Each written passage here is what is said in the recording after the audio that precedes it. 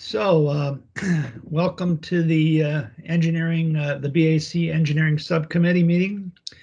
This meeting may involve the remote participation by members, either by telephone or other electronic means, due to the local public health emergency, novel coronavirus pandemic, pursuant to the provisions of Minnesota Statutes Section 13D.021. So, if everybody has their LIMS agenda up, I'd like to adopt the agenda for the points of discussion. And if I don't hear any objection to that, we'll begin. All right, so our first item up for discussion today is the Hennepin Avenue reconstruction. It's at 15%, and I would like to welcome Becca Hughes, Adam Hayao, if I got that right, Alan Klugman, and Amy Morgan, all of Minneapolis Public Works. So I will let whomever wants to start out.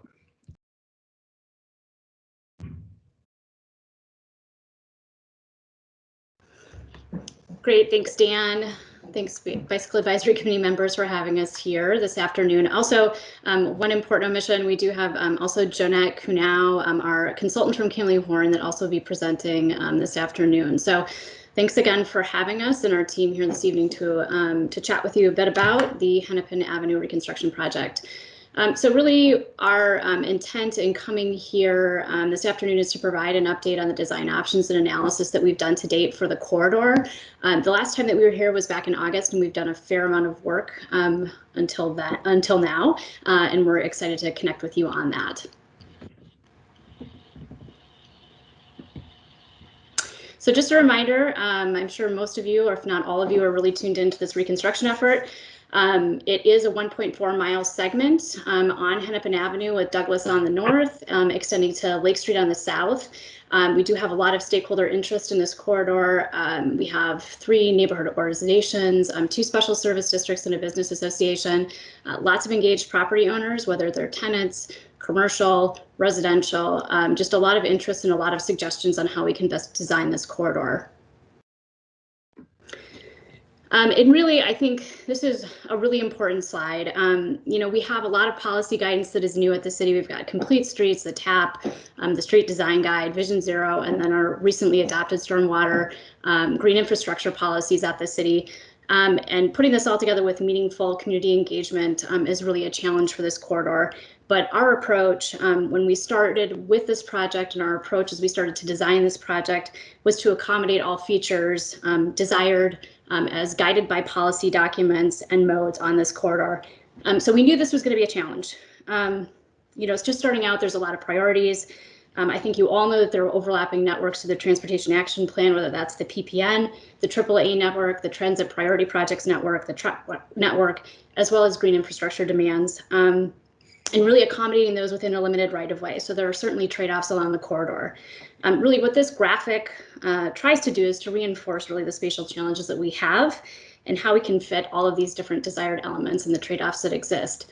So you can see here that even with the accommodation of the ped space, dedicated transit lanes, a dedicated bike facility, and 2 through traffic lanes, there's not much space left over for other types of interests and needs that we've heard are necessary for this corridor, including enhanced transit stops, turn lanes, short-term parking and loading spaces, landscaping, and green infrastructure.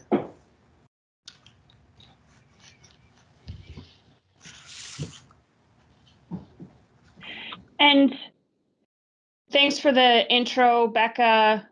We're going to cover a couple of things about the 2 design options at a fairly high level, and try to go through that relatively briefly here, and certainly then want to answer questions and have discussion where we can actually put the layouts up on the screen. I think that's probably more meaningful, and so we'll do that directly after the presentation.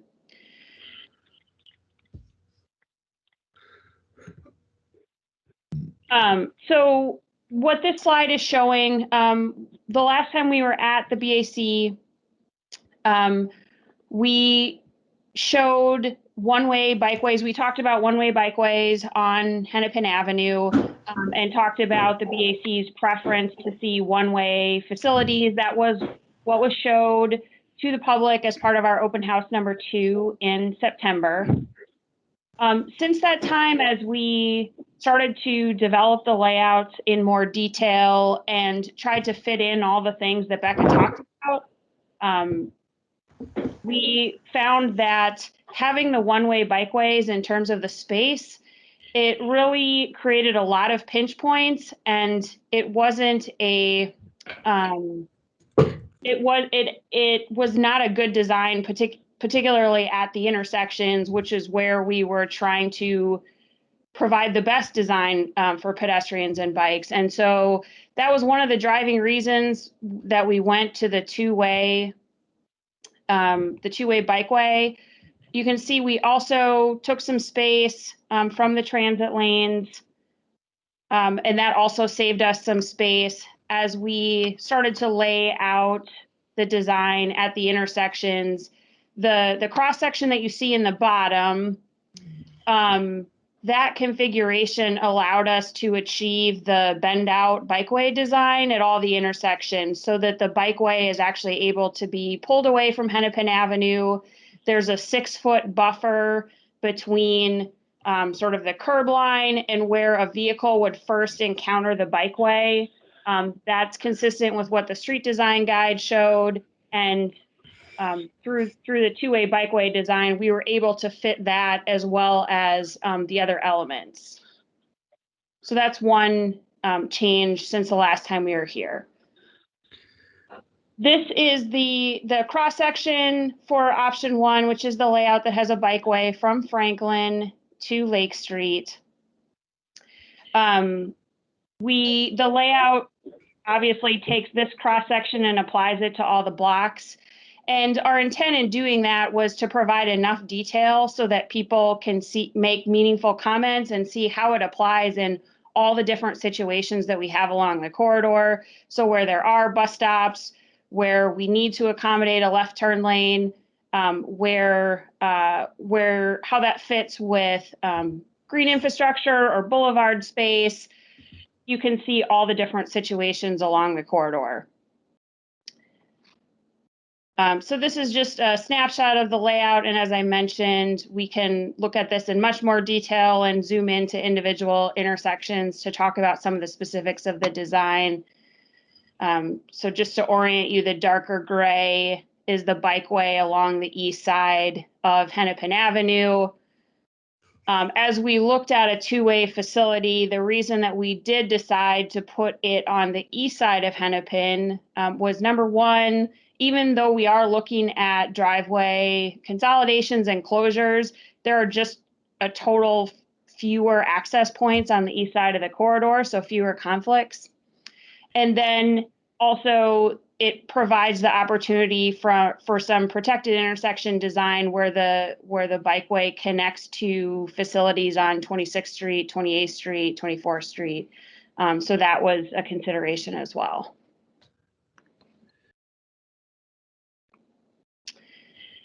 The other option that we have does not have a bikeway on the corridor. As we have talked about with this group previously, there are a number of certainly hybrid options that have a bikeway on a portion of the corridor. And so what we did was lay out this option without the bikeway. The major difference is you can see the boulevard and furnishing space that's in kind of that darker orangish brown color is quite a bit wider. That does provide additional opportunities for green infrastructure, parking and loading on the street, greening, and other features. This option, there could be a hybrid between this and option 1, where there is a bikeway on a portion of the corridor and where it goes to another corridor for a portion. And so there are like I said, there's just numerous options of how that could be combined. And so we wanted to show for the whole corridor what it would look like if there wasn't a bikeway, and just acknowledge that there are hybrid options that could still be considered. And this is just a snapshot of that layout. The orange that you see are the BRT platforms. Hennepin Avenue is part of the future E-line arterial bus rapid transit. And so we have incorporated that into the layouts.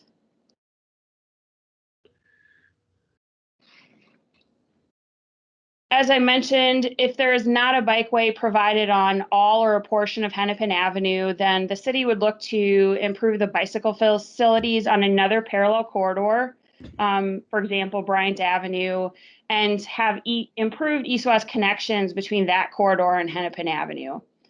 So this graphic shows a number of ways that that could possibly happen. We have looked at these routes in a bit more detail. And as we talk about those routes, the facility would need to be a protected facility to meet the AAA network. And so this cross-section that you see on the slide is one configuration of how that might look.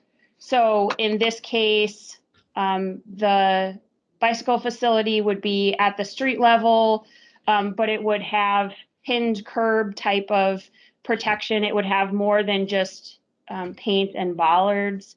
And in this case, this shows one lane of parking and one vehicle lane. We would also, on a facility like this, need to potentially look at intersection treatments as well, but we wanted to illustrate what that facility might look like and make sure that we look at the overall impact that this would have for bicyclists, as well as for things like circulation and for on-street parking. There are a number of design elements that we want to acknowledge aren't specifically on the layout yet, or certainly need additional refinement and detailed design work. These are important to the design of Hennepin Avenue, and they will be continued to explored as the design process moves forward.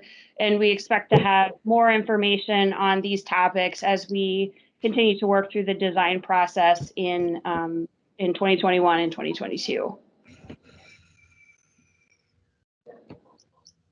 So with that, we can open it up to comments and questions from the committee.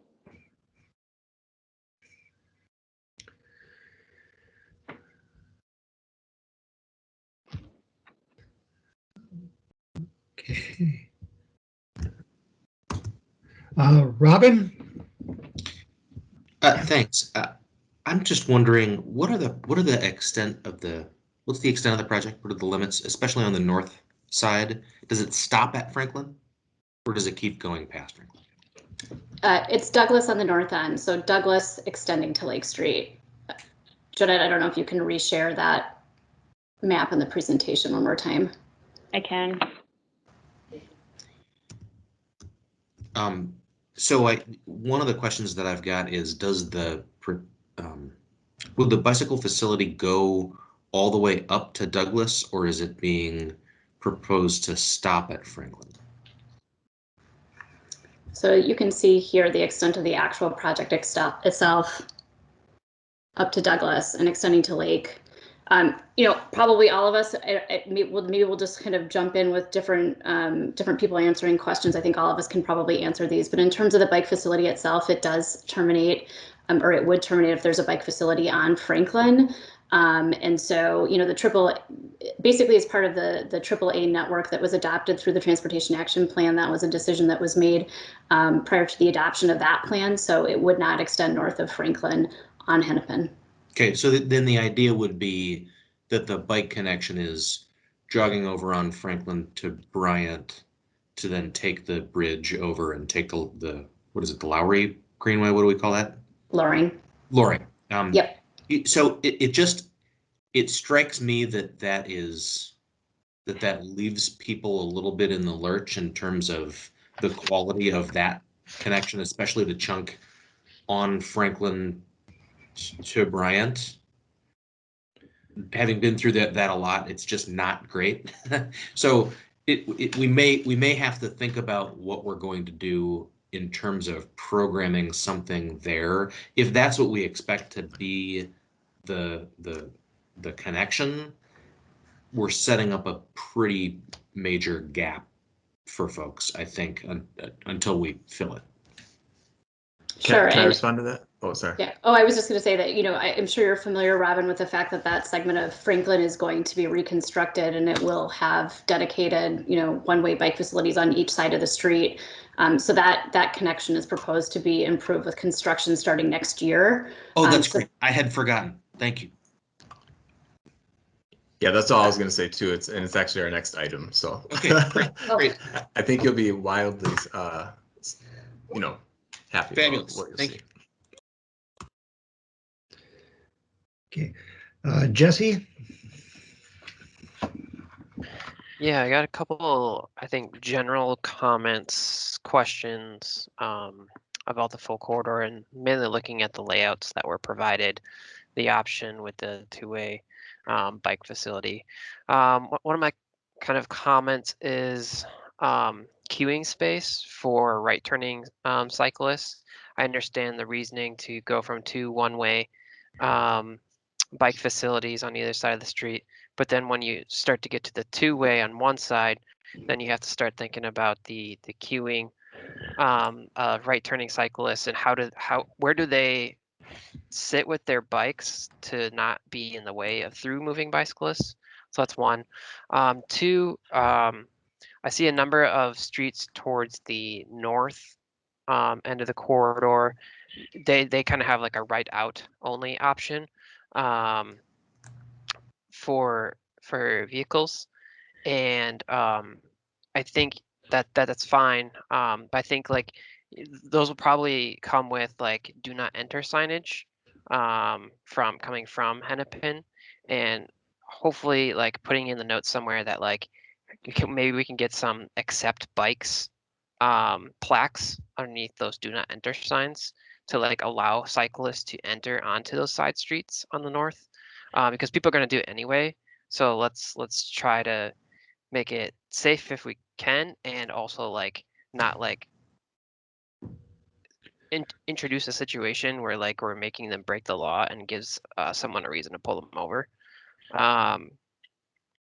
And then I think that was most of like the general comments I had.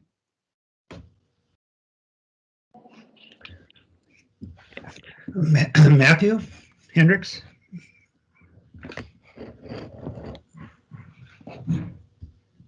First of all, I want to say thank you to the staff for working on this project. I know it's a complicated one with a lot of stakeholders pulling in a lot of directions, and there's only so much space. So appreciation for that work that's probably harder on this corridor than your average corridor.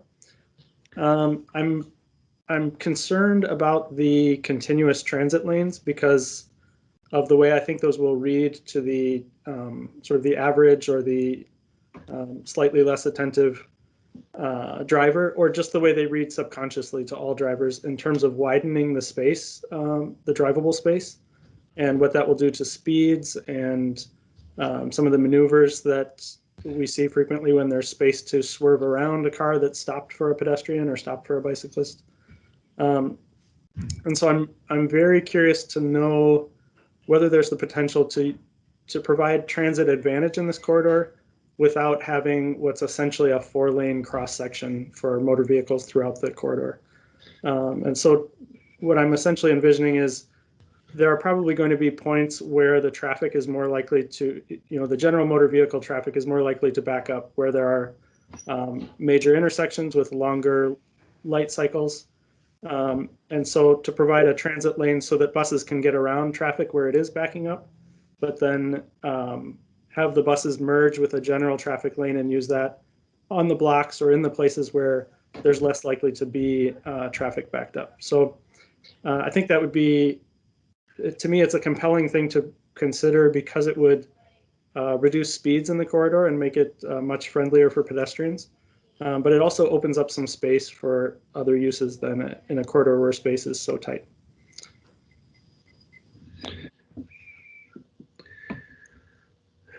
Okay, Philip. Yeah, you know, it really is a complex corridor. I I bike it or sort of parallel paths pretty often, and it feels like the biggest issue is sort of a philosophical one. I think for people who are familiar with biking, we're going to find various slower streets, parallel streets, angled, you know, we'll sort of get north-south. But if our goal is to make it sort of for the occasional biker, make it sort of easy to like, oh, Hennepin Avenue, I'll take Hennepin Avenue, then I can sort of see the benefit of putting the bike facility there.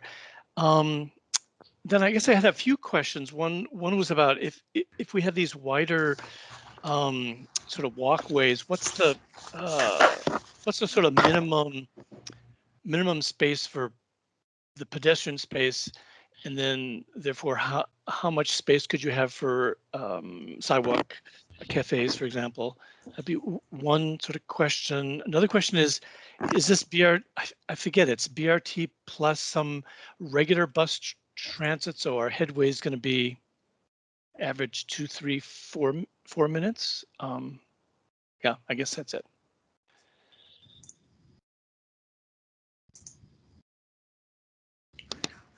Okay, Aaron Schaefer.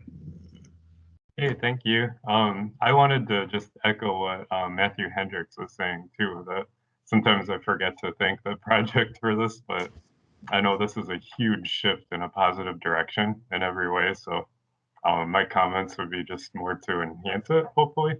But one thing that that's really caught my attention is the 8 to 10 foot bikeway width that I've seen on, at least on this larger rendering. I know on the close-up cross section, I saw a 5 plus 12 or 5 plus 7 to be 12 feet wide.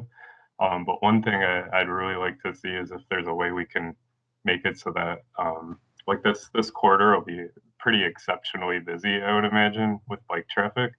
And so expanding that every inch, I think, would count. So even if you could only get up to 11 or 12 feet throughout the corridor, having some sort of widening, and even if in one stretch for a block you could get it up to 14 feet or something, I think it'd be worth exploring. The other comment I had was something, just as I look at this diagram closer to Lagoon and Lake Street, it catches my attention that all of a sudden we go from a bus lane and one vehicle travel lane to no bus lane. And on the southbound direction in particular, there's suddenly 3 vehicle lanes, a right turn lane, a left turn lane, and a center travel lane. And so it seems to me that you might be able to reduce, especially in that particular area, which at least pre-pandemic was very pedestrian heavy. If there's a way to eliminate that right turn lane and just have it be straight and right, and then you can reduce that crossing distance, and or just make that a continuation of the bus lane. I'm not sure where the bus traffic actually ends there, but those were my 2 comments then.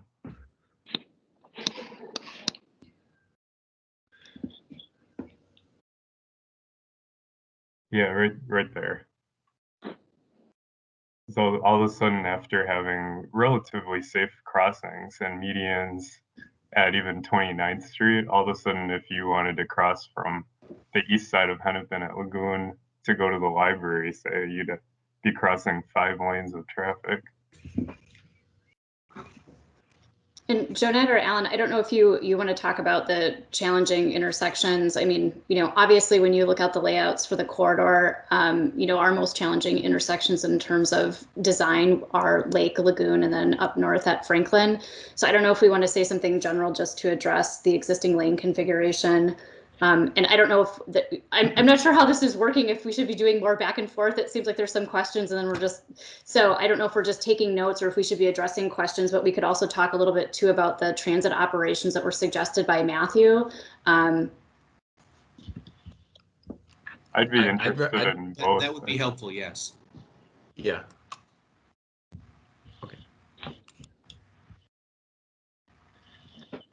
Alan or Jeanette, did you want to maybe chime in on those two parts, the intersection design at the more challenging intersections, and then perhaps the transit operations? Yeah, good afternoon. Maybe I'll start. Again, this is Alan Klugman, Minneapolis Public Works, Traffic and Parking Services. Jonette, why don't I start with the Lake Lagoon area and then maybe hand off to you for the transit. We can kind of tag team. Sure. So Aaron, the question on the lane configuration, just very briefly, so for the heart of the corridor, for the most blocks, obviously it's our 2-lane section, one north, one south, left turn lanes at key intersections where we need that for circulation and access. Up at Franklin, we have the very highest volumes in the corridor. Down in the Lake Lagoon area, the volumes are lesser. But what I want to point out, and this is kind of an unusual thing, and maybe Jonette, if you're controlling the screen, you can show a little bit more of Lake Street also. Down in this area from Lake up to 29th, we have a very short block spacing and a very high volume of turns. And what we're trying to balance here is, although there's lower traffic volumes, we have the short block spacing makes for very inefficient and difficult operations. And by having a very high through volume on Lake and Lagoon, so unlike our other cross streets like a 24th or 22nd or something, we have a high demand for traffic on those east-west streets, and they're going to have bus rapid transit also. So we want to maintain good operations in those directions. So kind of long story short, this is really a challenging area. And what we come up with at this 15% level are these number of lanes. The right turn lane that you specifically referred to heading to Lagoon, we feel that what we're proposing now is actually safer than what's out there today. Today there's a right turn and then a combined right and through, kind of that next lane out from the curb. We're trying to reduce that to one right turn lane. So kind of, just to be a little more succinct here, we feel that for the volumes that we're facing, the turn conditions, and in order to maintain safety, this is the lane arrangement that we want to look at. And then I'll just maybe quickly talk about the buses. I'll let Jonette talk more, maybe more to Matthew's question, but as you notice here, the red bus lanes kind of disappear. So you're absolutely correct. So south of Lake, we have a very different section than we have north of Lake with just essentially one lane north, one lane south. So we see the area from the transit station to 29th, where we obviously have the buses to and from there. But then south of the transit station, in this last block or two to Lake, that's where we sort of transition the buses back into the normal vehicle flow. And kind of bottom line, we felt the best overall scenario for the buses were to be mixed in with the through traffic, and just gave us the best balance as we look to trade off the space there and serve all the modes there. Yeah, and so then in terms of north of the transit station, as we looked at the corridor, this corridor in the peak hour, and I think it's the morning specifically, but PM is similar. Transit moves about 50% of the people in the corridor during peak times. With arterial BRT coming to this corridor, which is a significant transit investment, and considering that not only the city's citywide goal of, I think it's 25% of trips being made by transit, with this being a high quality transit corridor, we would expect to see even higher than average for a corridor like this.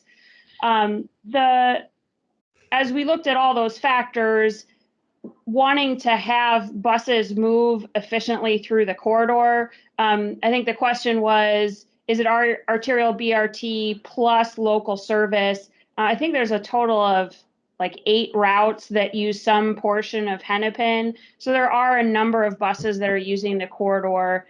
And the sort of the transit advantage that would be maybe limited to intersections only, our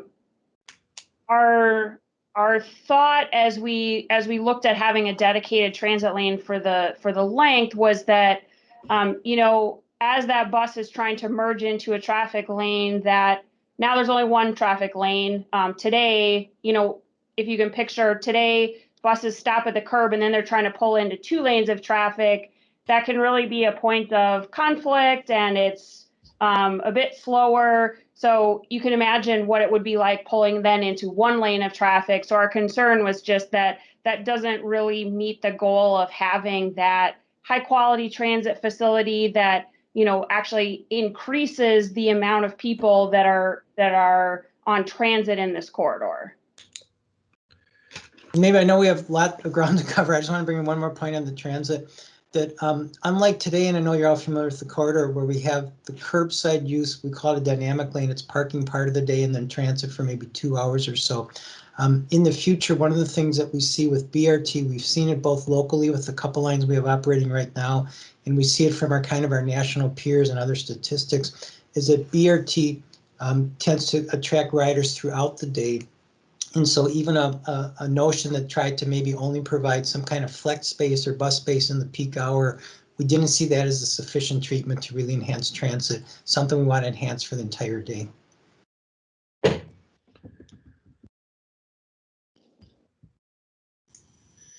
Okay, Robin? Thanks, Dan. So I feel like at least I have kind of buried the lead a little bit. Option 1 looks like a really good facility. That would be a major improvement to what is out there today. And I find option 2 to be completely unacceptable, just myself. And I'll just say, I think Philip talked a little bit about this before. I just, there isn't anything that is parallel to Hennepin. There isn't anything that would serve as an alternative route that would be anywhere near as direct and convenient to folks. So I think no matter what we do, there are going to continue to be people who are trying to use a bicycle on Hennepin, and this gives them a place to go that is safe and designed for that. And so I think we as a BAC have to say absolutely option 1, and we can think about all of the different ways that option 1 can get better, but like for me at least, option 1 is the starting point, and we have to really hold to that. So we've like jumped past that part. I think that was maybe implicit in some folks' comments, but I just wanted to say it out loud.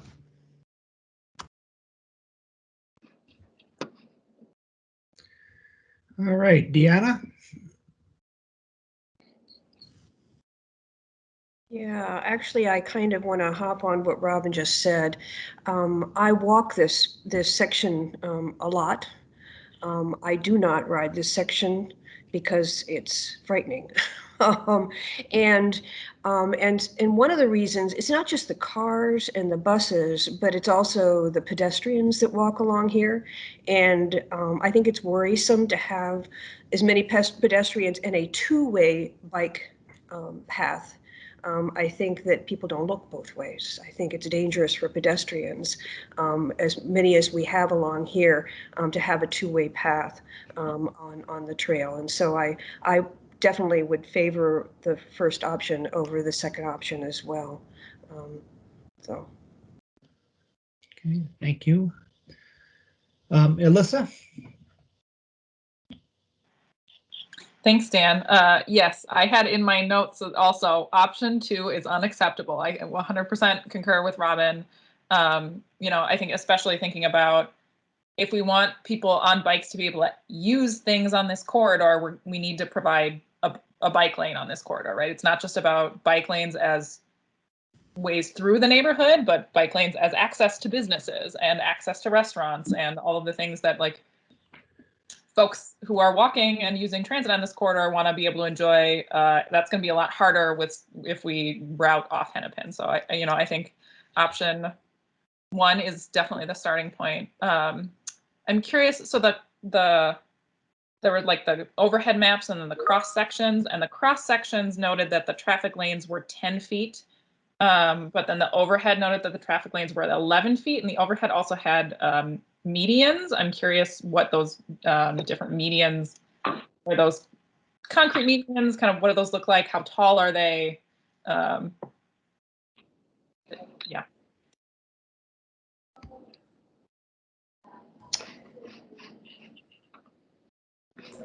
Yeah, so to respond to those questions, on the lane width, the lane width is 10 feet, and then when it is next to a curb,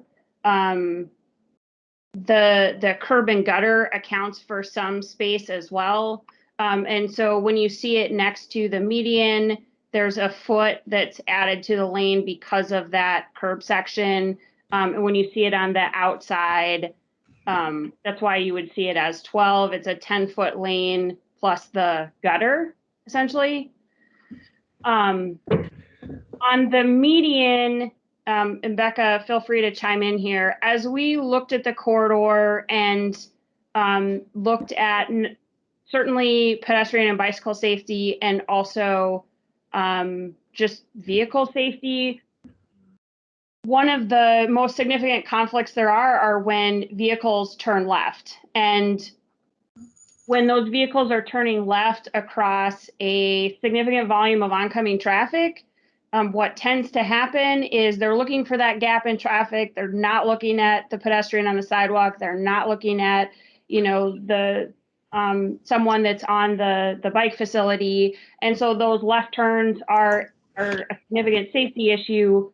For this corridor, also, what we know people will do is that if there's a left turner waiting to turn into one of those driveways, I think someone earlier maybe mentioned, people just bypass in the transit lane, which is also not what we wanted. And so the median was a way to address some of those safety issues. It also makes the single vehicle lane more efficient in terms of we're reducing the amount of space for cars, but we're trying to make it work a little bit better than some of the lanes that are out there today. And then as we continue to refine the design, I mean, one of the things that we're certainly looking at is, can that median have, can it have greening? Could it have stormwater features? Are there other things that we can use that space for to enhance the corridor? Yeah, I don't have much to add to that, Jeanette. I mean, at the end of the day, we would love for these medians to have greenery in them, to be alive, to not just be concrete masses out on the corridor in terms of curb height, in terms of how we would maintain medians if they had trees or other vegetation. Those are all the detailed design elements that we need to kind of work through as we proceed ahead with the design of the corridor. So, clearly our intent is that we'd want this to have some sort of beautification, greenery, landscaping. It's more challenging, obviously, the narrower the median. And again, as I noted, we really have to work through how those would be maintained and who would do that work. Thank you. That's all super helpful, and I appreciate the clarification. The last comment, I will just go back to what Aaron was saying about that section between 29th and Lake. I think it is, Transportation Action Plan calls for us to deprioritize level of service in, as you all know, deprioritize level of service in our planning. And so I know that you named, vehicle circulation and access and efficiency as an important consideration there. And, I think it's an opportunity to really, as Aaron pointed out, that's a pedestrian heavy space. There are a lot of people walking there all the time. I see when I walk through that neighborhood, I see a lot of families and blind folks who are walking through, especially that intersection at Lake. The 21 bus is obviously going to continue to circulate on that 2-block segment. And then I did note, I was reviewing plans for the B line, which obviously runs along Lake, not along Hennepin, but they currently have in their station plan a dedicated bus lane between Lake and Lagoon, right where the two-way bikeway is. So that's just a note that at least according to some of the public documentation that Metro Transit has released relatively recently, they're expecting that the E-line will have a dedicated bus lane in that one block segment. Maybe you're in conversation with them about that also, but just wanted to note that that is a different public facing document.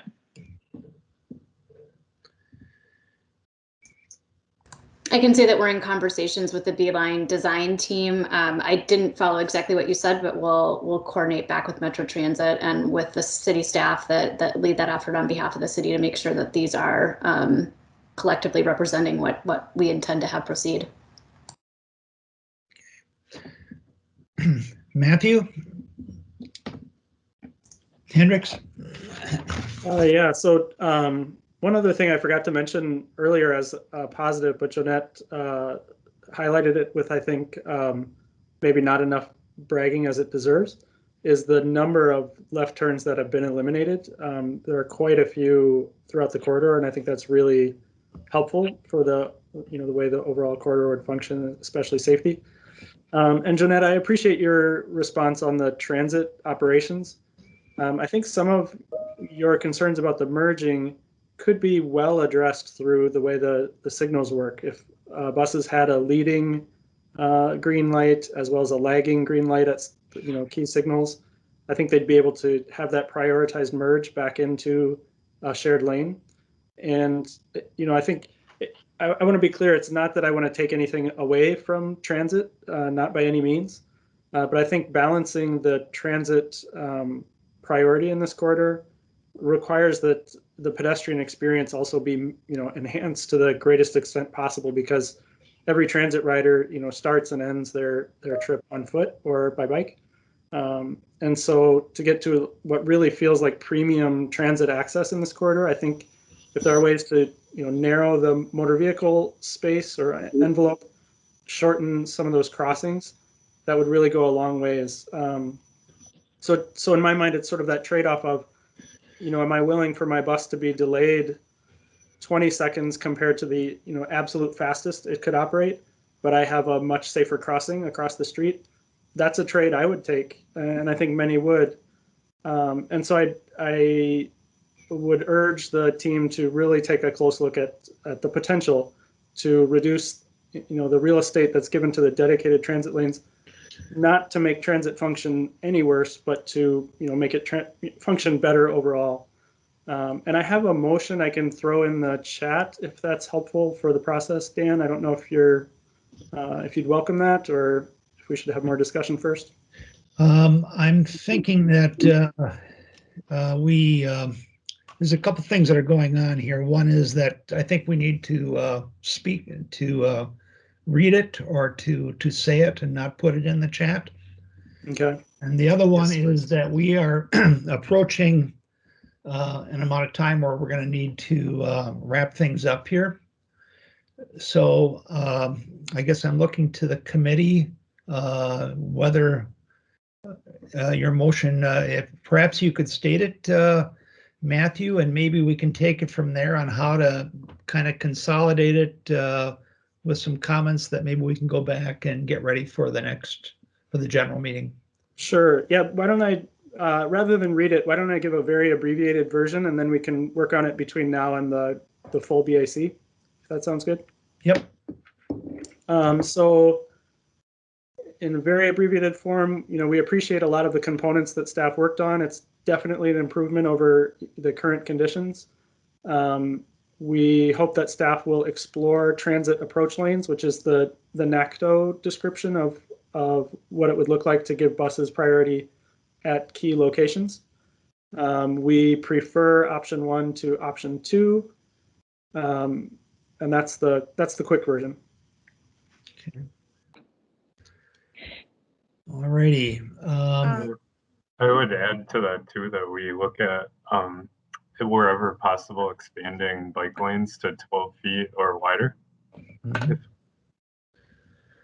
Okay. And this is Janice.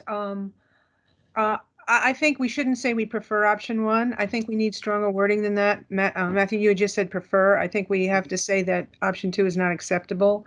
And the other thing is, I think we should mention in our motion how Hennepin is actually a key connector between the Midtown Greenway and downtown. It connects uptown to downtown. It connects the Greenway to downtown. Anyway, I think we should mention that in as well. Matthew, are you tracking the additions? Yes, To I'm taking your- notes. Yep. Gotcha. Yep. Thank you. Okay. All righty. Robin, did you have your hand up? I did just, so Matthew, you have made that as a motion? Mhm. Okay, great. Okay. All right. And so I think that if we could go away from that and maybe feed with Matthew being sort of leading that up, it'd be helpful to put something together for the general meeting. I wanted to just ask in closing, the presentation that was given today was really helpful. It had a lot of information that wasn't in the pedestrian, the one that went to the pedestrian advisory board that was included in our agenda. So if you could pass that on to Millicent, that would be really helpful just to be able to review and explore.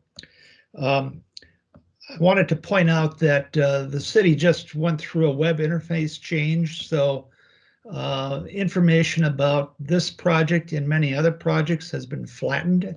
And so when I went to go back and review your videos, which aren't on the new interface, and it's awful because I was trying to pick up on the presentation that you had made earlier to the community, and I knew there was a lot more information on there, and over the weekend, last weekend, that all flipped around.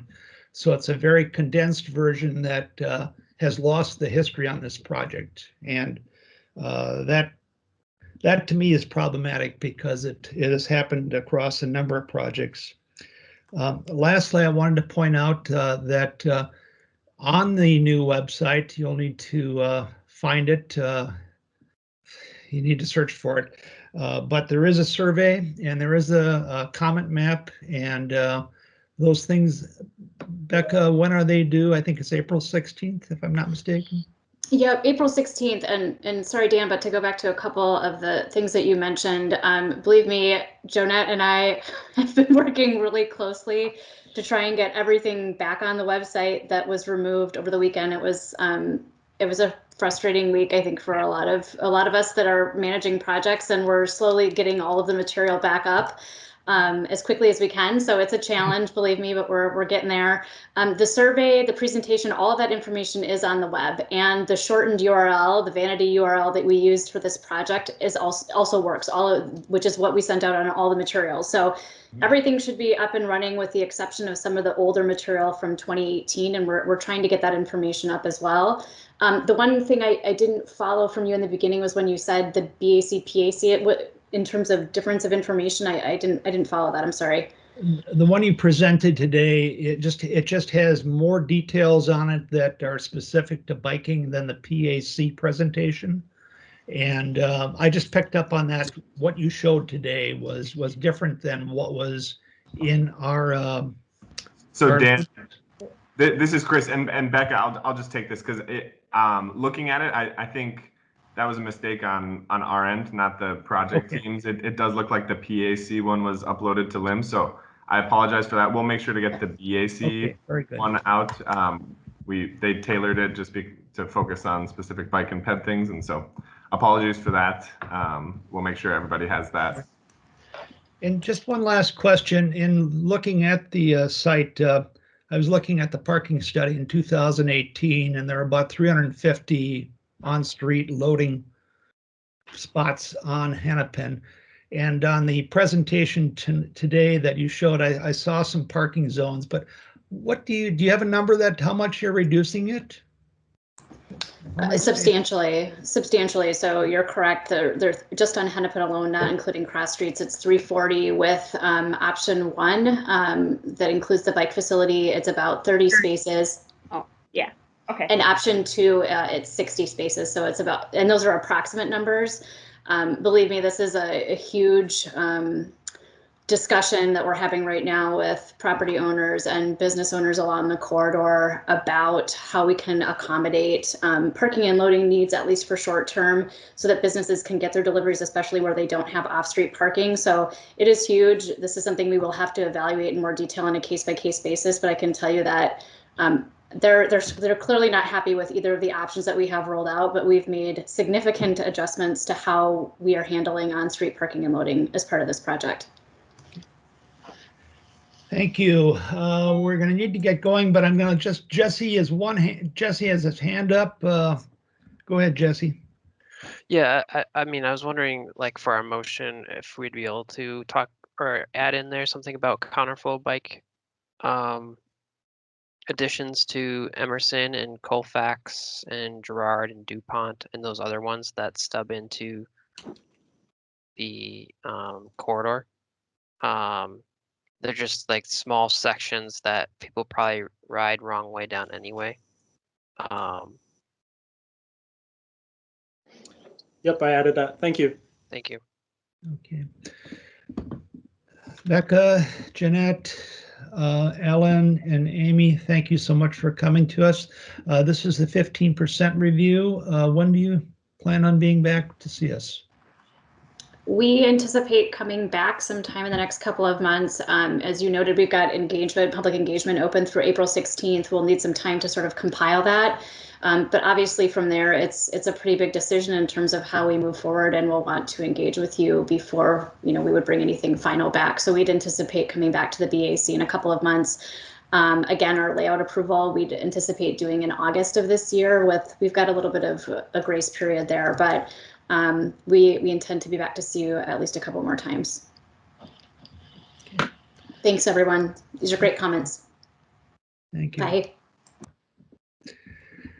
Alrighty, we have next up is the Franklin West project at 30% with Katie White.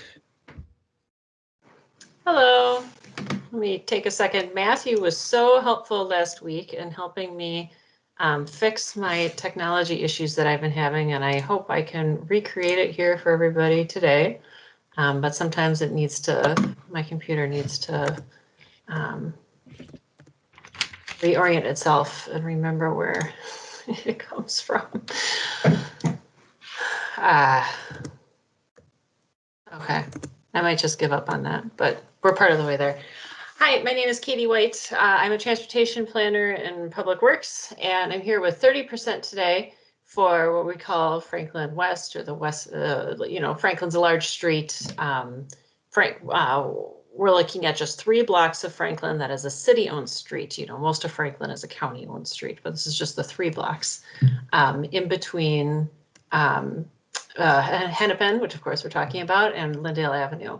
So I have a brief project background, talk a little bit about December. Actually, the last time I was with this group was in December, and I'm going to spend a little bit of time talking about the December version because the March version actually looks very similar. So we'll sort of look backward at what the project was and talk about the few changes that have been proposed since then, and then happy to take your questions. As a refresher for folks, from last December, we're getting to 30% design right now in early 2021. We'll spend the rest of 2021 getting to those detailed design and engineering questions, and construction is right now for about a year from now, April of 2022, expected to take 1 full construction season, which in Minnesota is April to November. Our project goals were to improve the pedestrian experience, provide a AAA bicycle facility, support existing and future development along the corridor, incorporate some green infrastructure, and of course, important to incorporate our existing city policies, which this group is very familiar with. So here's the December 2nd draft, and I'll walk through this a little bit and in a little bit of detail. The first is, this stretch of Franklin crosses the Bryant Avenue Bicycle Boulevard, which currently has a median here today. The median today is only a smaller version of this western segment and a smaller version of this eastern segment. Proposed as part of the street reconstruction is to build this out and make the median bigger in all dimensions, really, and then put this middle component in here, which would eliminate all north-south through traffic on Bryant and would also eliminate left turning movements onto or around Bryant from Franklin as well. This would create significant improvement in usability for the bicyclists who are traveling north-south here on Bryant. Of course, the Loring Greenway Bridge is just off the screen here to the north a little bit. So the bridge carries about 1,200 bikes per day, and then all those bicyclists cross here at Franklin essentially. So this is anticipated to be, improvement of an existing facility, but something that we think is going to be very valuable here. And of course, channels with the cut through here for bikes in the middle, and then cut through here for the peds on the sides as well. We're currently, there's basically no boulevard along Franklin Avenue, so we're looking at adding boulevards on most block segments, but not all, ranging from about 4 feet wide to up to about 10 feet here. This cross section here is labeled number 1. Here's the number 1 here, so this is essentially where the cross section is located. And so right here, we're looking at about up to 10 feet of boulevard space. That gives us the opportunity to put in green stormwater infrastructure, GSI, or urban landscaping. That can include some trees, can also include native grasses and plantings that are lower maintenance and also hardier, that stand up well to the elements, and to be frank, also roadway salt as well. So that's something that's under consideration here. We're also looking at, we don't have a good word for this yet, but essentially curb cuts at some points in the curb to redirect water off of the roadway and into the new boulevard spaces that we are providing. So actually our stormwater team is pretty excited about the ability to incorporate that here. It's not new to the city. We have them on a couple of new recent projects, but it is newer to the city. So a lot of people haven't seen that yet. Sidewalks here are at least 6 feet wide. I think as you get closer to Hennepin, they're closer to 8 feet wide. Today, the sidewalks are 5 feet maybe, and in pretty lousy condition. And we are putting the bicycle lanes behind the curb here. This is this black ice treatment. So 5 foot wide bicycle lane, eastbound traffic on the south side, westbound traffic on the north side of the street. Something to think about if you're not familiar with this area is that this is a pretty steep grade coming down to Lyndale here. So we're excited to get the bicycles off the street and behind the curb to help with folks who are going up and down the hill with traffic there. We're also looking at transit amenities, particularly this corner with Hennepin Avenue. Right now there's one bus shelter that serves Hennepin and Franklin buses. We'll be adding a new bus shelter just for Franklin buses, the Route 2, with electricity, heat, and I think maybe even, there's a chance Metro Transit won't be able to install it, but maybe a digital message board at this stop right here. There's a lot of people waiting for the 2 right there. And in the design that we talked about in December, we have 5 parking spaces. It's sort of hard to see, but it's indicated by this white line here and 2 white lines here. So 3 parking spaces in a bay, sort of pulling the parked cars out of traffic here. And then 1 parking space and 1 parking space here. So I'm spending a lot of time talking about the December draft because not much has changed since then. We did an engagement period in December and January. Most recently, we used open houses, neighborhood meetings, online surveys, one-on-one conversations, email and over the phone to give feedback, connected with property owners along the corridor, also about the right-of-way impacts and construction impacts that can be anticipated as part of this work. And really, feedback has generally been pretty positive. I've got survey results if folks are interested, but in general, we heard some people were concerned about the loss of parking spaces, but everyone's sort of been, yeah, this looks like about what we'd expect to see in the corridor. That being said, there are 2 things that are new since December 2nd. The first is we're including an evaluation of raised crossings at Aldrich and Bryant on the north and south side of the street. It's a little too early in the design right now to know if it's a good fit. The steepness of that hill down to Lyndale that I mentioned can make raised crossings too difficult to incorporate.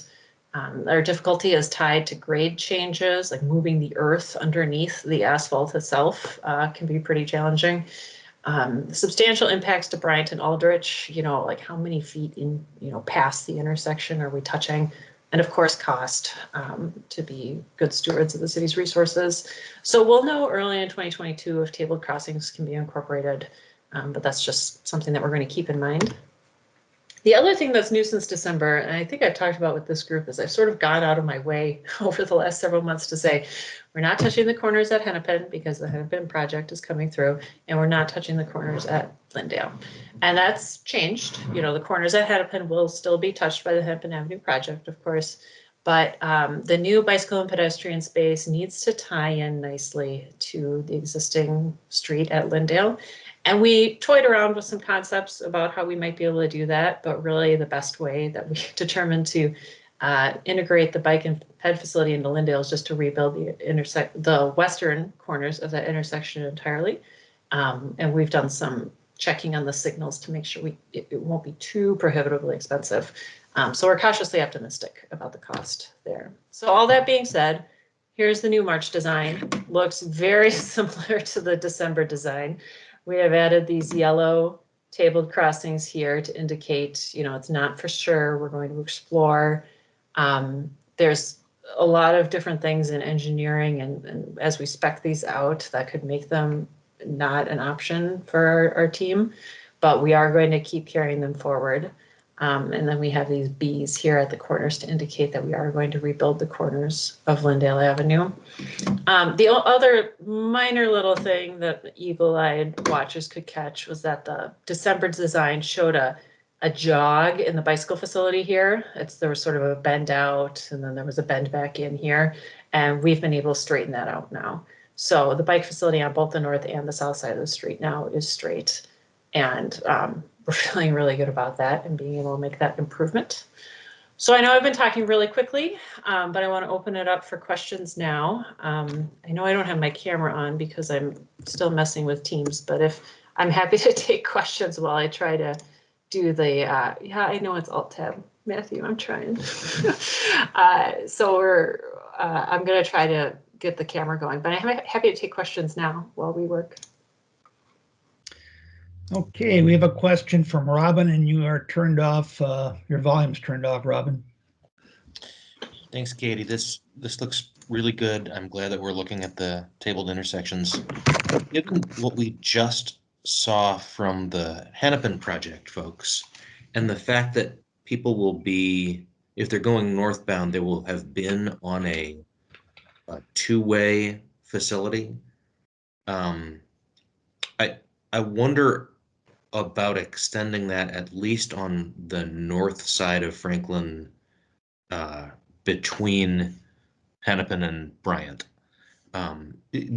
So if I'm trying to make the connection over to the bridge right now, as shown, I would stay on the south side of Franklin, and then I would have to cross in that kind of mid-block unsignalized location.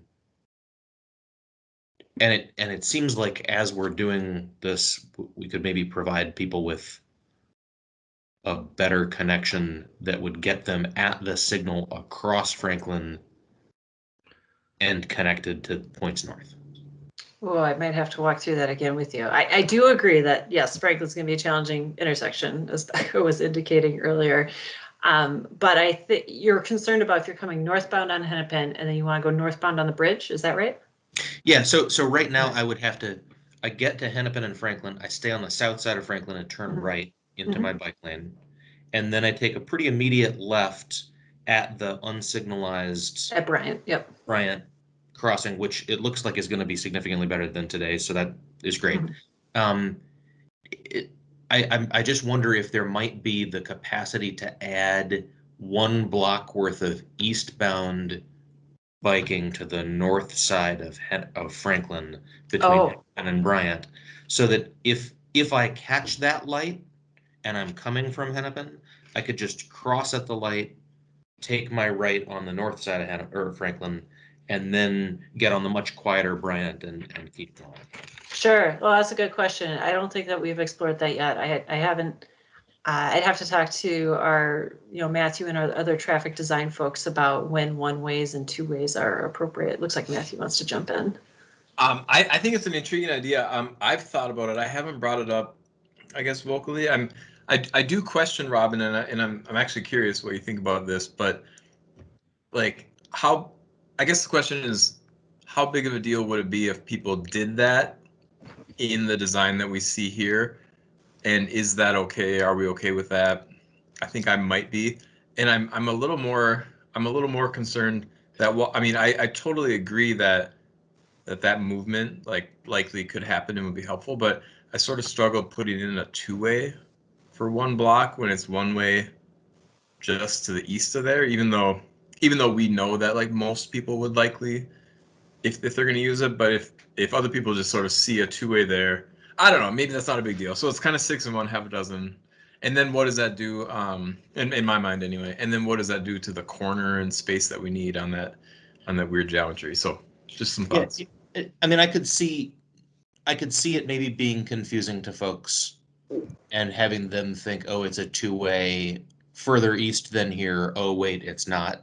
So, I mean, I take that seriously. So we would have to do something to say, like, you know, here's your left lane ends, something like what we did at the Oak Street, where it meets Washington. Anyway, and, you know, it's not like, I'm not going to go to the mat for this. It just struck me as being a potential that would be nice for some folks. Mhm. Being across with a light instead of not. Yeah, isn't the reality that we're all going to use the light because it backs up, that traffic backs up. I think we're all going to go the wrong way on the north side of the facility to get to the Bryant Avenue and Loring crossing. Oh, okay. So if we know that folks are going to do it, maybe we should build it with that knowledge.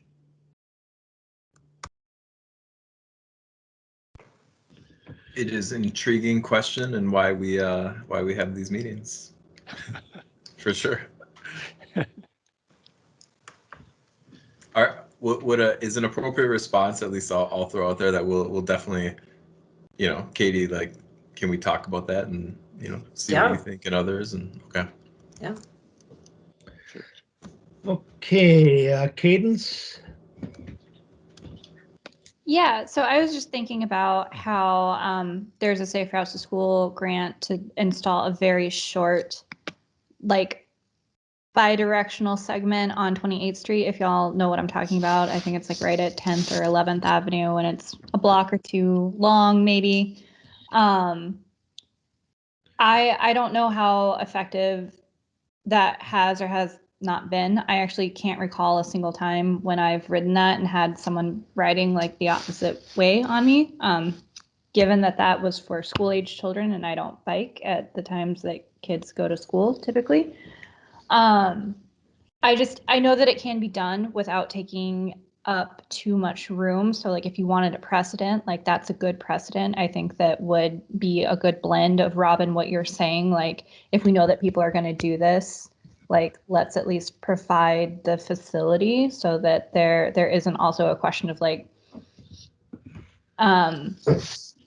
you know, like other people getting mad at other people who are breaking, you know, the rules when this is like the only connection. The other alternative that I would see, but I'm trying to zoom in on the Hennepin Avenue concept design, but I mean, it would be pretty narrow, and honestly, like my preference wouldn't be to try to like connect along Hennepin Avenue if there could be like some sort of connection on the north side of that apartment building that's there to kind of get you to the bridge connection that way, just because I too, like other people have mentioned, as quick as I can get off of Hennepin Avenue, like I will, whether it's a pedestrian or like from a biking perspective.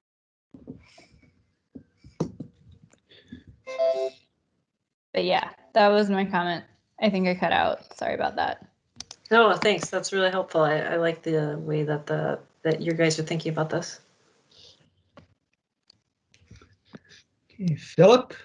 Yeah, I'm thinking about the parking meters, you know, 5 parking meters. This is a perfect place to do dynamic parking and price it so that there's always going to be one free space. So you're driving by, you get used to coming by and you say, there's always a space. And maybe you end up and you find out it's $2 for an hour, but at least you know you'll find a parking space, because 5 parking spaces is not very many, but you know, this would be a place to put in dynamic parking that adjusts every hour, every half a day.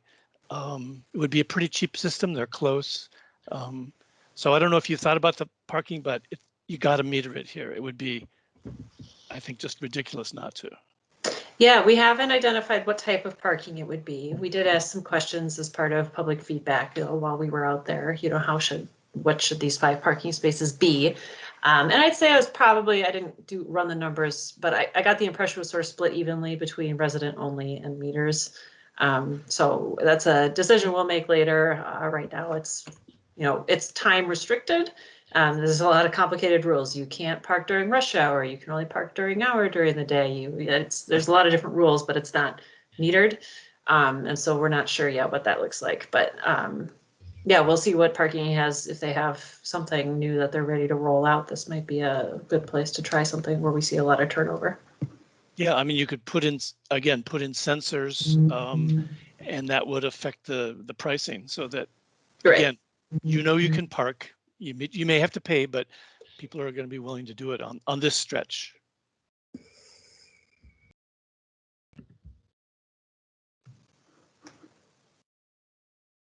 Okay. Katie, this is Dan Miller. I'm having difficulty finding, oh, there it is. There's the hand. Anyways, regarding the raised crosswalks, I think, I'm appreciative of seeing them there. And I'm also realizing that, like in many cases, they have a good chance of not surviving the technical and cost things that go on. And without them, of course, you can't get zebra crossings across there. I once again, I see a lot of facilities in Northeast and North Minneapolis that could really benefit from having some zebra crossings, but they've been locked out of that because they don't have raised intersections. I don't know if you can bring that back to people, but to me, it's worth really pushing up against that ruling that that's not allowed. Yeah, I think that the zebra crossings is something we'll continue to explore through detailed engineering for sure. Okay. With or without the raised crosswalks? Right, yeah. Very good. Thank you. All right.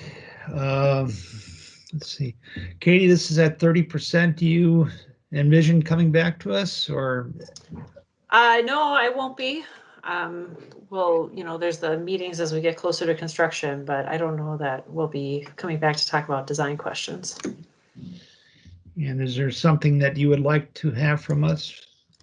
So our resolution right now is appropriate if the group is interested. We are looking to take this to our March 31st TPW committee meeting. So if you do have a resolution at your general meeting on March 24th, that can be incorporated into the action board packet. Okay. All right. Again, we are running. Oh, actually, we have a few minutes. So, yeah, if somebody I'll try to move something, Dan. How about that? All right.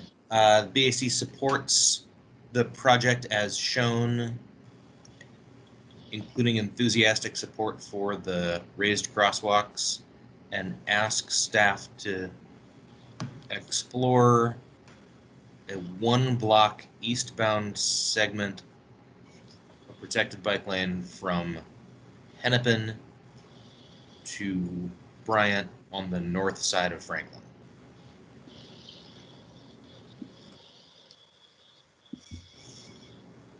And I can write it down too, but how's that sound?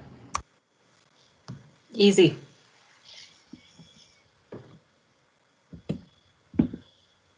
Anybody wish to second that? I'll second that. And Dan, I don't think we've really been doing like formal votes from the subcommittee anymore. So I think basically now that Robin suggested that, we can just move that at the full meeting, and if there's any discussion or we want to change anything, then we're good. So no need to vote. All right. And Robin, do you want to write this up, or how do you want to proceed on this? I'll write it and I'll put it in the chat. Okay, thank you.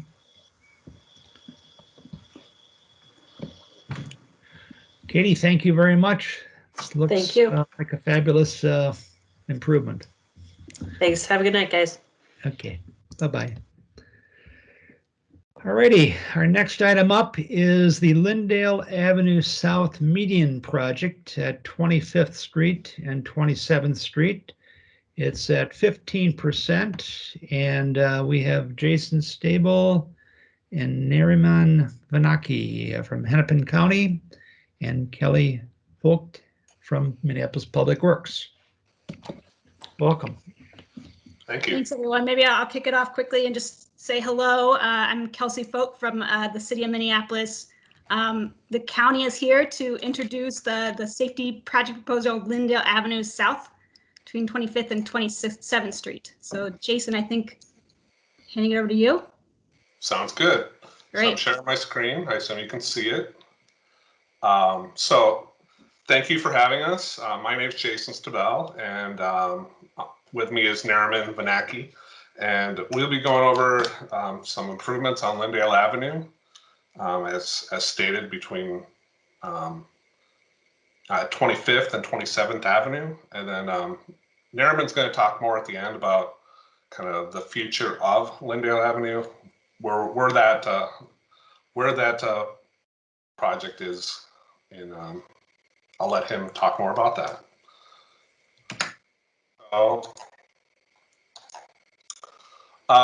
So last year, 2020, initial safety improvement was put out at 25th and 27th. So some temporary delineators were put in to restrict Jason, left turns. Jason, I'm not seeing the presentation. I don't know if other folks are. Was I sharing? It disappeared. Your presentation went away, so maybe What I share did. that. I know what I did. There it is. There we go. Sorry about that. So some initial delineators were put out on 25th and 27th. So center lane delineators and bump outs. And so this restricted left turns at these intersections. And it was an initial try to get out there as soon as possible to get something out there to improve safety. We understand that this is not a long-term solution. As you can see, there's a gap in the center lane delineators. So there is probably a lot of violations of people taking lefts and throughs. So moving forward, later this year, we want to take a current interim safety improvements at these intersections. So I have some graphics that are coming up here, but the highlights are a raised concrete median across the whole intersection. So more of a hard boundary for people not to take lefts at those intersections. Rectangular rapid flashing beacons, RFBs, as shown here on the image. We're going to be adding some street lighting at these corners, and then improving the pedestrian ramps at these corners. So as I've said, this is kind of an interim safety improvement, a step up from what's out there right now, but the long-term vision will be talked more about by Nariman. So what you see right now is at 25th Street West. So as you can see, it's a 12-foot wide median that spans the whole intersection. So not only can you not take left turns, a vehicle cannot take left turns to and from Lyndale, but if you're on the cross street, you can't take a left turn onto Lyndale. And in order to get these 12-foot median in, we're shifting the traffic lanes towards the curb lines. And there will still be 2 lanes in each direction for this project. But we feel that this 12-foot median, it will work well if in the future there's a 4-to-3 conversion of Lyndale Avenue. As you can see in each quadrant, we're upgrading the pedestrian crossings. There'll be striped crossings with the RRFBs, as I've mentioned. And then the bus stops will be adjusted a little bit to improve sight lines at these intersections. So again, this is 25th Street, I should say. I'm going to go to the next 27th, very similar look and feel. And again, the bus stops are moved out a little further, and RFBs and a pass-through pedestrian experience through these medians. So the goal would be to get these put out later this summer and be functional by the end of the fall. So with this, we also will have some parking removal to incorporate the shifting of the lanes, and that's a future outreach we plan on doing here. We went to the advisory committees first to kind of talk through this, and then we also are meeting with the neighborhood associations, and then also getting down to the businesses and property owners.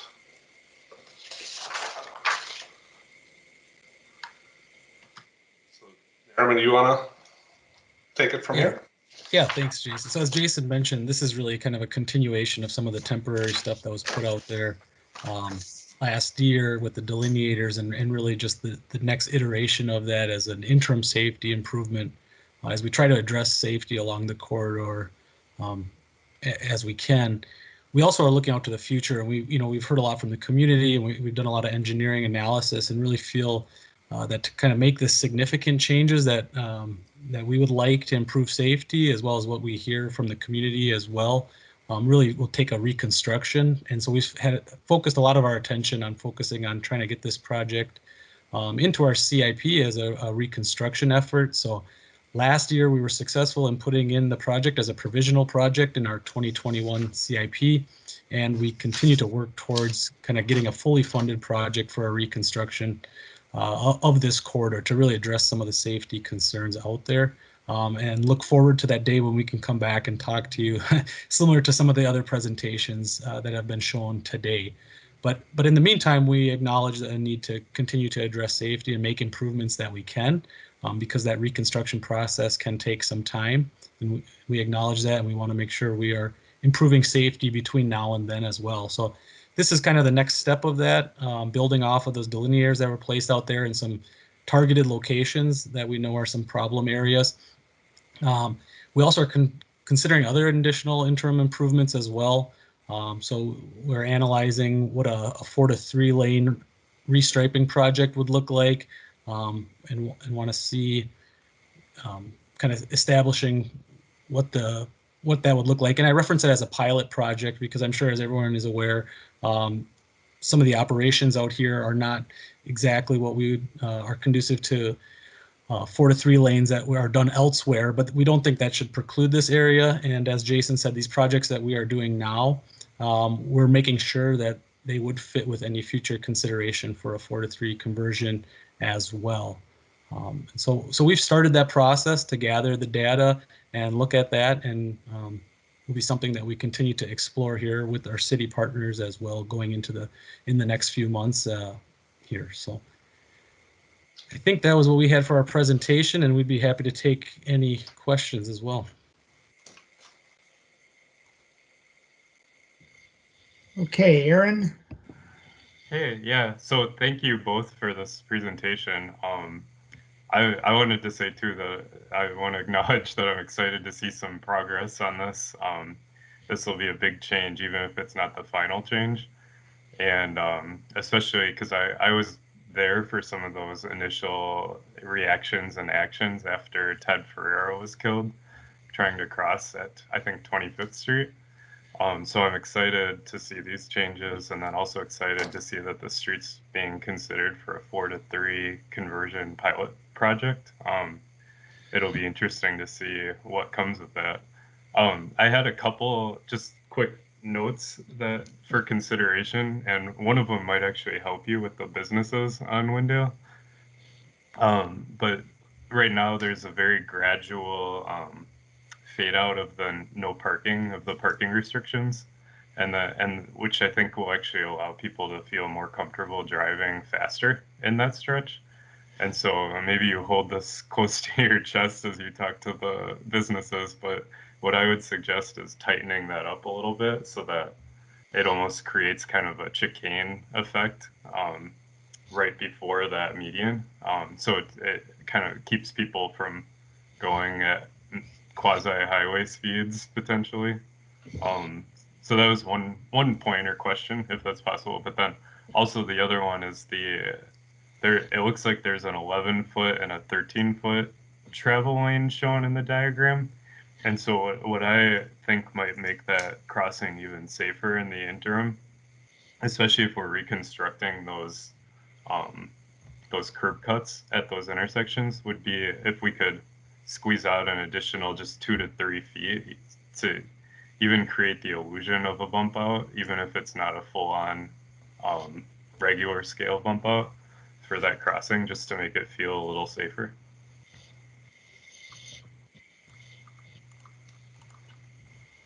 Yeah, we're reconstructing those ped ramps. The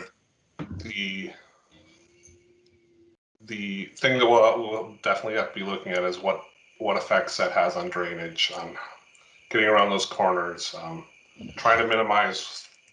Don't want the scope to just get bigger and bigger. Want to get it out there as soon as possible. But we'll see if we can, get a foot, 2 feet, something like that. Yeah, that would be great. Thank you. Yeah, thanks. All right, Jesse. Yeah.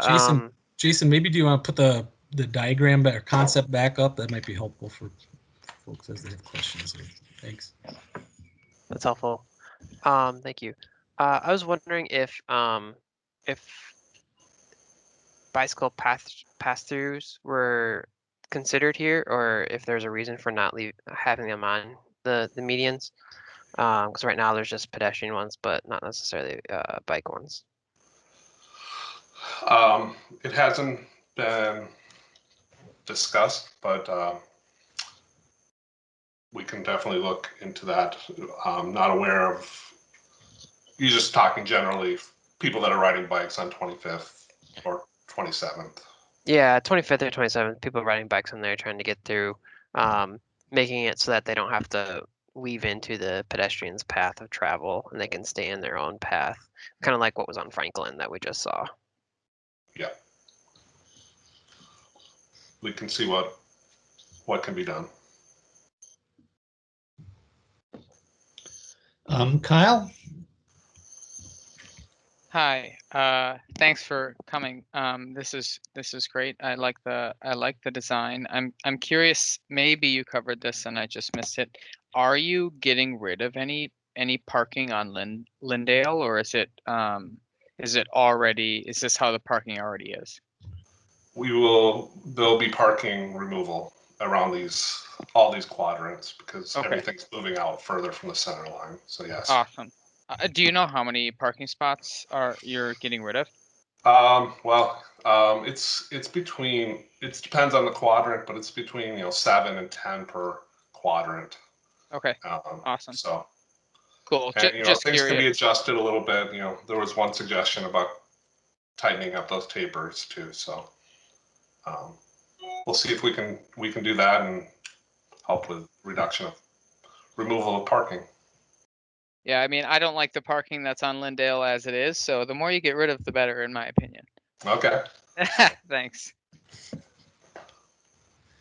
Okay, Matthew Hendricks.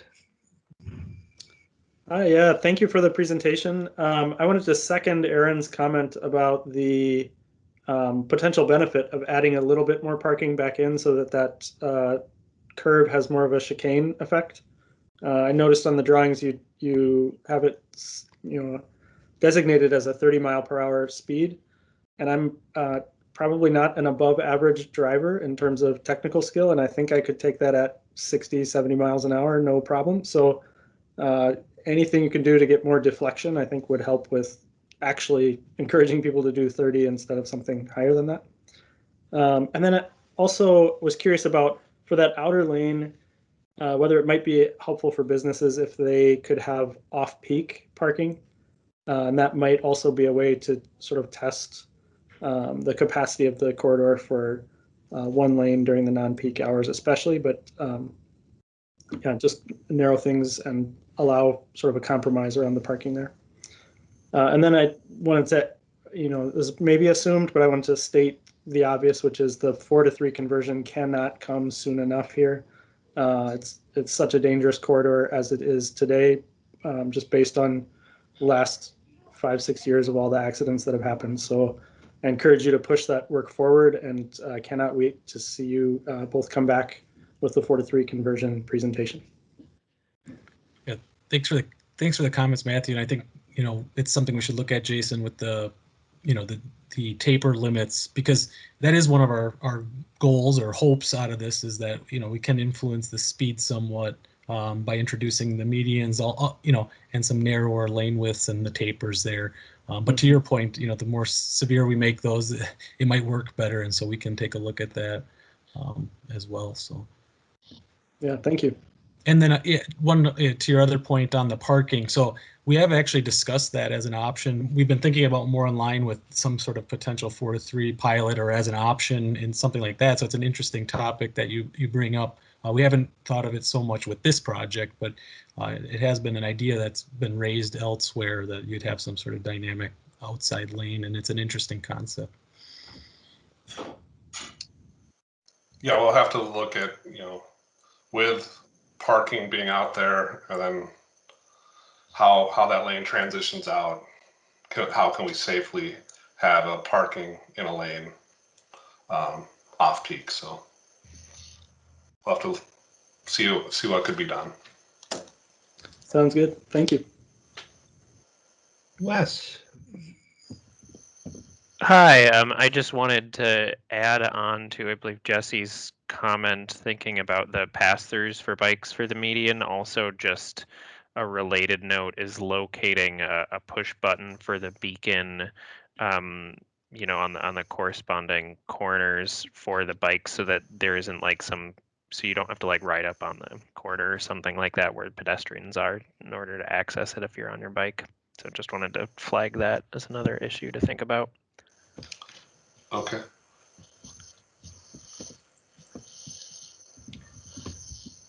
This is Dan Miller. Will the rapid flashing beacons be at both of these intersections or both of these locations? Yes. Okay. And the thought is to have it, we're looking at having 6 beacons. So 1 on each corner and 2 in the median. So, and how all the push buttons will work, we'll still work out what flashes when. So yeah, both intersections will have RFBs included.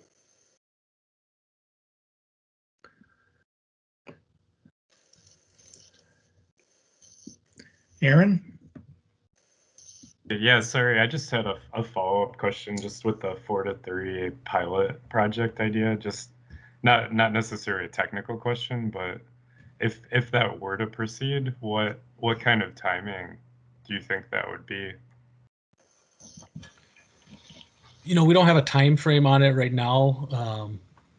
It's one of the things we're looking at. What does that pilot look like? We would want to set up some parameters for the type of, what type of things are we looking at and analyzing, and we'd probably want to do some preliminary, data gathering and collection, and set ourselves up so that we are doing that the right way, because it would be a big change, and we want to make sure we do it the right way, and so we're making sure we have doing our due diligence. So I don't have an exact time frame on that, but as that develops, we'll make sure to come out and talk to folks and get that message out one way or another for sure. So. Okay, thank you.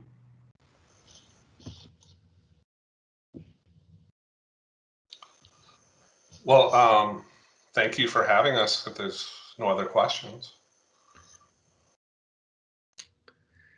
Very good.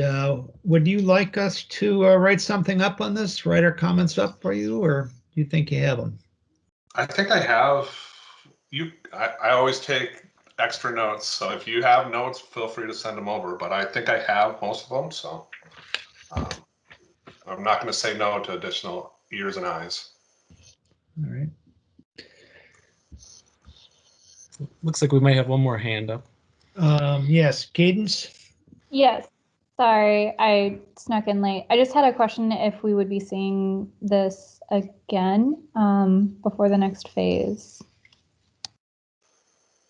So the next phase being the 4 to 3 pilot, or before we go out to construction on this? Before the 4 to 3 pilot. Oh, definitely then, I think. Yeah, we have to think about what that kind of engagement looks like and outreach and working. But yeah, definitely that will have its own outreach efforts and coordination efforts for sure. How about for the construction of these two intersections? We can come back if you'd like, but we kind of categorize this as a maintenance interim project, so it's not going through as formal of a process. But if you think there's value, we'll definitely come back.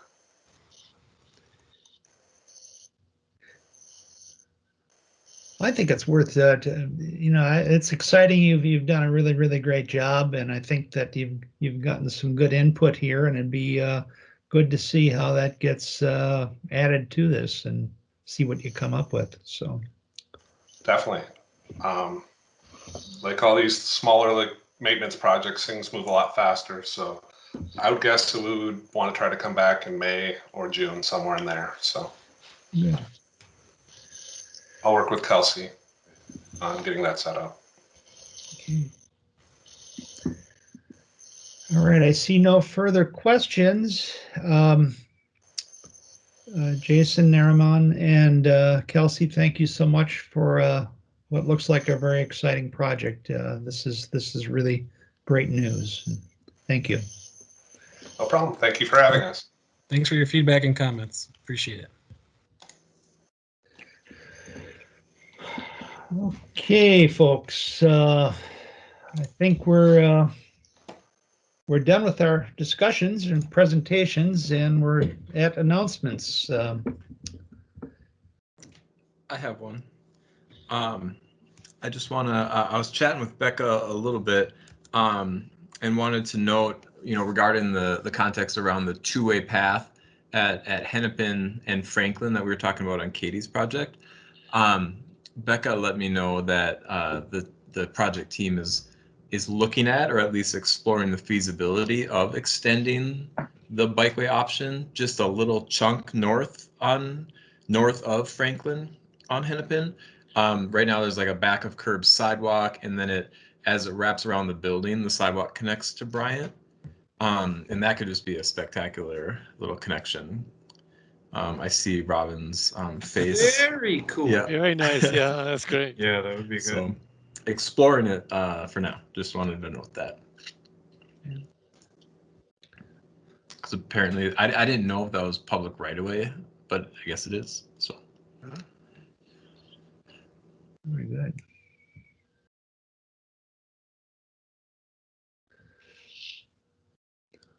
I was going to suggest that too, Matthew. And if that happens to be partially in MnDOT right away, just let me know and we can try to coordinate something. Cool, thanks.